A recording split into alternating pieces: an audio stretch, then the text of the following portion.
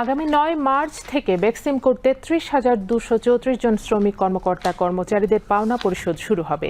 এজন্য প্রয়োজন হবে ৫২৫ কোটি ৪২ লাখ টাকা।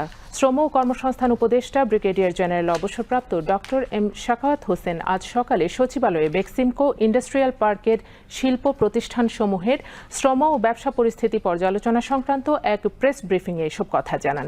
এ সময় শ্রম ও কর্মসংস্থান মন্ত্রণালয়ের ঊর্ধ্বতন কর্মকর্তাগণ উপস্থিত ছিলেন।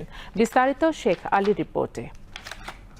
অস্তিত্বহীন ব্যবসা প্রতিষ্ঠানের নামে জনতা সহ বিভিন্ন ব্যাংক থেকে সব মিলিয়ে ৪০,০০০ কোটি টাকারও বেশি ঋণ নিয়েছে বেক্সিমকো শিল্প প্রতিষ্ঠান। ফ্যাসিবাদ আওয়ামী লীগ সরকারের আমলে ২০০৮ থেকে ২০২৪ পর্যন্ত এই ঋণ গ্রহণ করে বেক্সিমকো।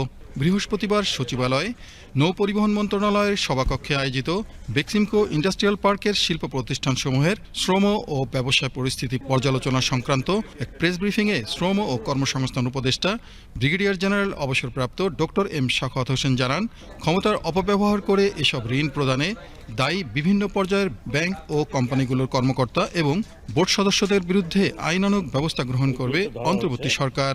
জনতা ব্যাংক সহ বিভিন্ন ব্যাংক হতে ঋণ প্রদানের দায়ে, যেটা আগে বলেছে, জড়িত প্রত্যেককে আইনের আওতায় আনা হবে। ইতিমধ্যেই ঋণ খেলাপি শিল্প প্রতিষ্ঠানের ১৪টি কারখানা সম্পূর্ণ বন্ধ করে দেওয়ার সিদ্ধান্ত নিয়েছে বেক্সিমকো ইন্ডাস্ট্রিয়াল পার্কের শিল্প প্রতিষ্ঠানের শ্রম ও ব্যবসা পরিস্থিতি পর্যালোচনা সংক্রান্ত উপদেষ্টা পরিষদ কমিটি।